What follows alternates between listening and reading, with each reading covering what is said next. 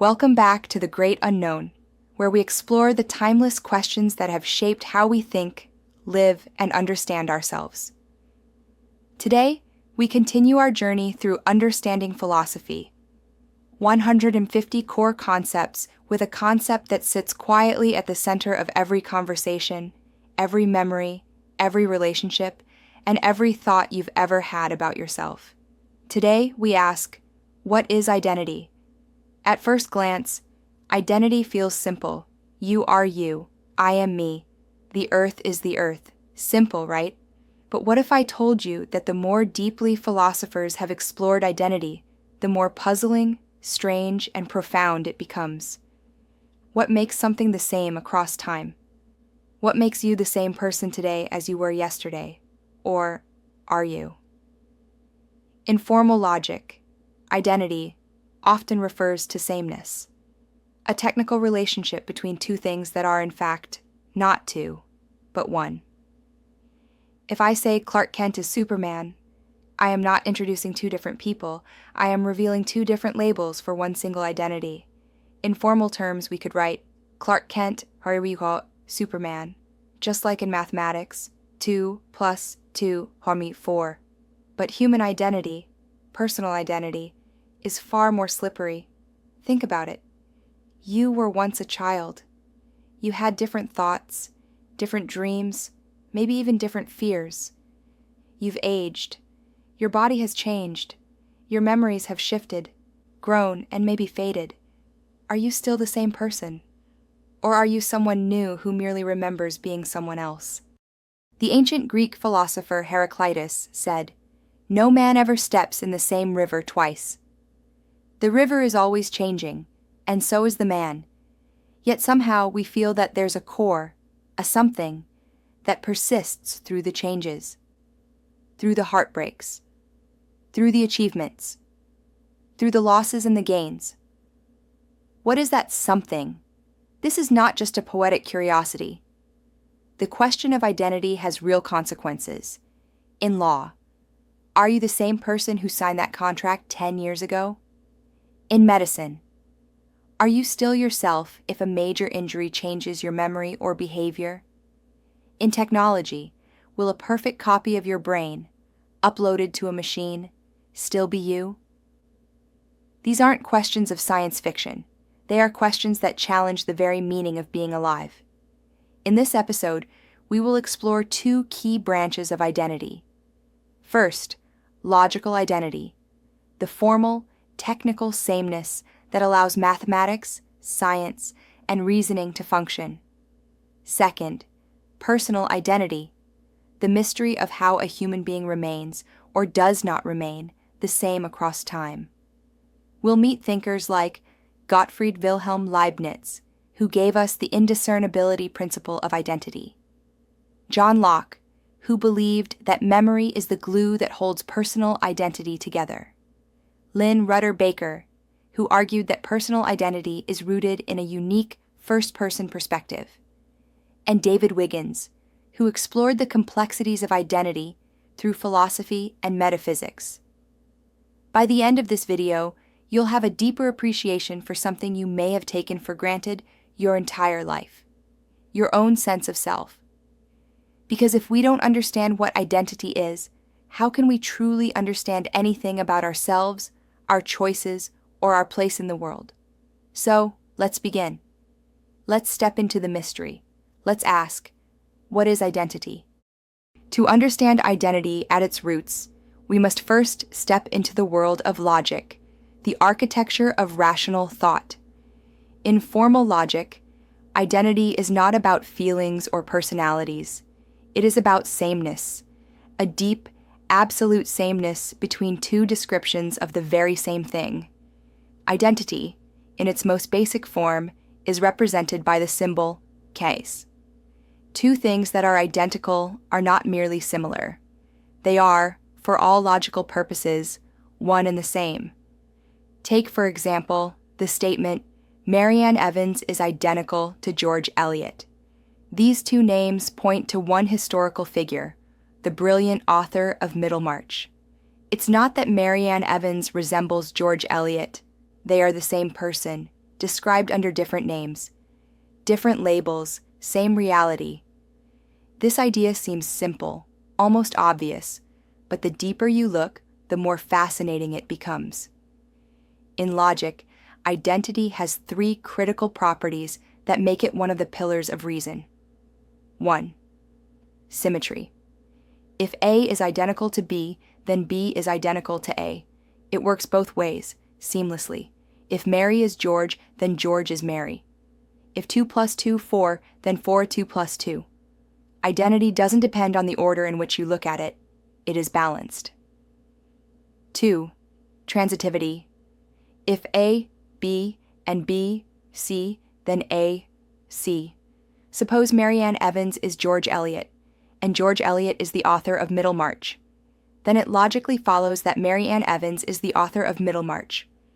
Transitivity allows us to chain ideas together without contradiction, without confusion. It lets complex systems stay coherent, from simple equations to vast scientific theories. 3. Indiscernibility of identicals. And perhaps most striking of all, indiscernibility. If two things are identical, they must share all the same properties, not most properties, not similar characteristics. All. If A and B are identical, then every quality that A has, B must have, and vice versa. Think about a perfect mirror reflection. No difference, no distinction. Just different expressions of the same essence. These three properties, symmetry, transitivity, and indiscernibility, form the backbone of how logic, mathematics, and even language maintain coherence. Without them, reasoning would be impossible. Without them, reality itself might dissolve into chaos. Imagine a world where identity was unreliable. 2 plus 2 didn't always equal 4. A promise made yesterday could belong to a different person today. You could be both guilty and innocent simultaneously, depending on mood or perspective. That world wouldn't just be confusing. It would be unlivable. Logical identity creates the stability we often take for granted. It ensures that when we speak, reason, argue, or love, we are grounded in a world where same means same, and truth can hold its shape across time and thought. The early philosophers knew this intuitively. Aristotle formalized the law of identity, one of the three classical laws of thought, stating simply, A is A. It sounds almost laughably obvious until you realize that this principle separates sanity from chaos, sense from nonsense. Identity in logic is not a minor technicality. It is a gatekeeper to meaning itself. Without a clear grasp of identity, the structures of knowledge, science, ethics, communication would have nothing solid to stand on. So the next time you glance at a simple equation, or call someone by their name, or even recognize yourself in a reflection, pause and consider. Behind that moment lies an ancient, invisible architecture. The idea that something can be known, recognized, and remain itself across time. That simple symbol? It is one of the greatest inventions of the human mind. Now that we've built a foundation with logical identity, let's turn to the real mystery, personal identity. Because understanding sameness in objects is one thing, but understanding sameness in a person is something far more profound. So far, we've looked at identity as a logical idea, a formal relationship of absolute sameness. But what happens when we ask the question, who am I? Not just in logic, but in life. This brings us into one of philosophy's most enduring puzzles, personal identity. What makes you you, not just right now, but over time? You were once a baby, then a child, then a teenager, now perhaps an adult. You've changed, your body, your thoughts, even your beliefs. And yet, some part of you feels continuous. That's the paradox at the heart of personal identity. How can something keep changing and still stay the same? One of the earliest and most influential thinkers on this was John Locke, the 17th century English philosopher. Locke proposed that personal identity isn't about the body. It's not about the soul. It's about memory.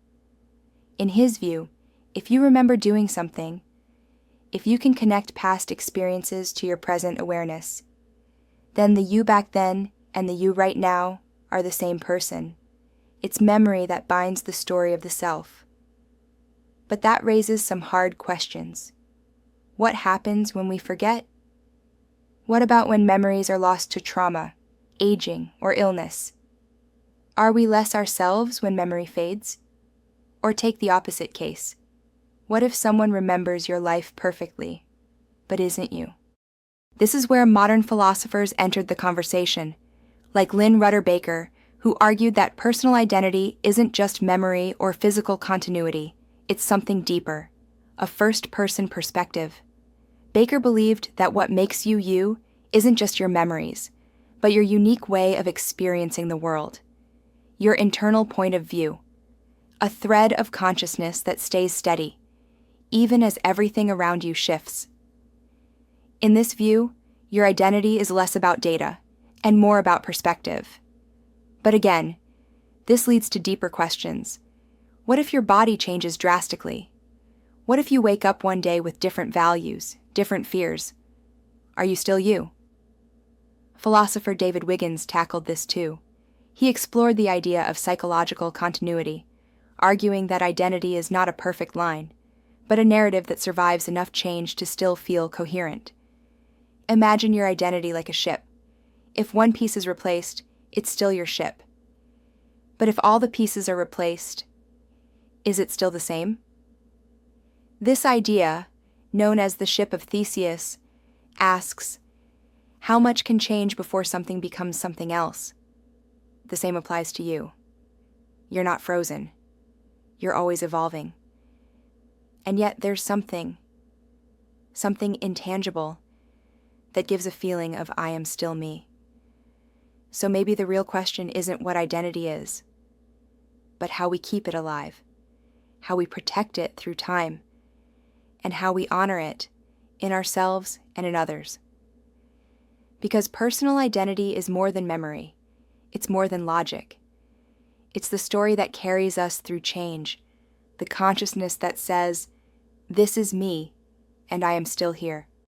We've explored two faces of identity today, the logical, clear, structured, foundational, and the personal, mysterious, evolving, alive. But why does this matter? Because identity is more than a concept. It's how we stay connected to meaning. Without identity, there is no memory, no history, no accountability, no love. Think about the promises you've made, the forgiveness you've asked for, the dreams you still carry from childhood. All of them rest on this fragile yet powerful idea that you are still you, and it's not just about you. We grant others dignity, responsibility, and care because we believe they are someone and that someone remains even when they grow, struggle, or change. Identity gives weight to justice, to memory, to love. In philosophy, identity is a structure. In life, it's a soul. And every day, whether we realize it or not, we are writing our identities through what we choose, what we protect, and what we believe makes us us. So, ask yourself today, what holds your identity together? Is it your memories, your values, your body, your mind? And if all those things changed, would you still be you? Thank you for watching. This was episode 2 of Understanding Philosophy, 150 Core Concepts. If this video made you pause, reflect, or rethink your sense of self, I invite you to leave a comment below and share your thoughts. Subscribe to The Great Unknown for more journeys like this, into mind, meaning, and the mysteries of human life. I'll see you in the next episode.